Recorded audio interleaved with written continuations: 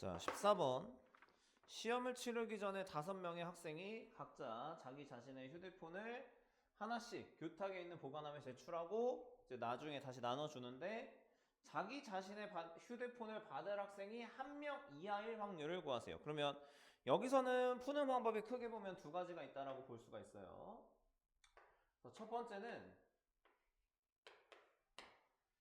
우리가 지금 보면 자기 자신의 휴대폰을 받는 학생이 1명 이하라 그랬잖아. 그러면은 이거 자기 자신 거를 안 받는 거를 우리가 이제 구할 수가 있는 건데, 그거를 우리가 뭐라고 배웠었냐면 교란순열이다 라고 배웠었죠.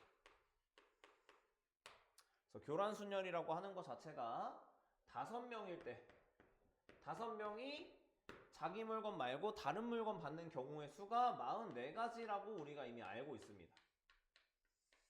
그 다음에 4명이 자기 자신 말고 다른 물건 받는 경우는 9가지라고 알고 있죠. 그러면 이거는 그냥 여사건 안 이용하고 그냥 바로 구하는 문제가 되는 거고, 그래서 1 빼기 이거 전체 경우의 수는 5명이 나눠주는 거니까 5팩만큼이 이제 전체 경우의 수가 될 텐데, 그 중에서 5명 모두 자기 자신의 핸드폰을 안 받는 수가 있겠죠. 그게 1명 이하니까 아예 없는 거, 자기 자신의 휴대폰을 받는 학생이 없는 게 44가지.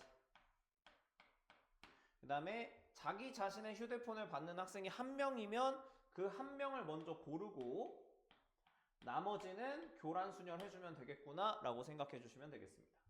그래서 이게 120이고 여기가 44 더하기 45라서 89가 된다. 그래서 P 플러스 Q가 209구나, 이렇게 생각할 수가 있어요. 그래서 교란순열의 수를 내가 몇 개 알고 있다라고 하면 이렇게 푸는 게 제일 좋고요. 근데 내가 교란순열 뭔지 몰라, 안 외우고 다녀.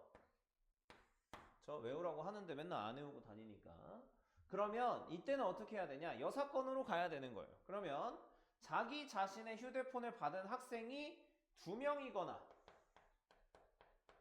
3명이거나 4명일 수는 없어요. 왜냐면 4명이 받으면 다른 친구는 무조건 자기 걸 받을 수밖에 없다는 얘기야. 그래서 5명이거나 요거를 이제 구하란 얘기예요. 왜 이걸 구하는 게 더 편하냐면 이 교란순열 사실 우리가 외우고 있지 않으면 이거 내가 지금 이 상황에서 구할 수가 없어요. 그래서 2명이거나 3명이거나 5명이 자기 거 받는 거. 그래서 첫 번째 5명이 자기 자신 거 받는 거는 요게 한 가지겠죠. 그 다음에 다 자기 거 받으면 되니까. 그 다음에 3명이면 일단 5명 중에서 3명을 먼저 골라야 되겠네. 자기 거 받는 친구 고르고 나서. 그럼 2명이 남을 텐데 2명은 서로 크로스돼서 받아야 되는 거니까 그 경우의 수는 한 가지 이렇게 되는 거죠. 이것도 교란순열 순 거예요. 3명일 때 교란순열 요렇게. 그러니까 2명일 때 교란순열 한 가지. 그래서 이게 10가지.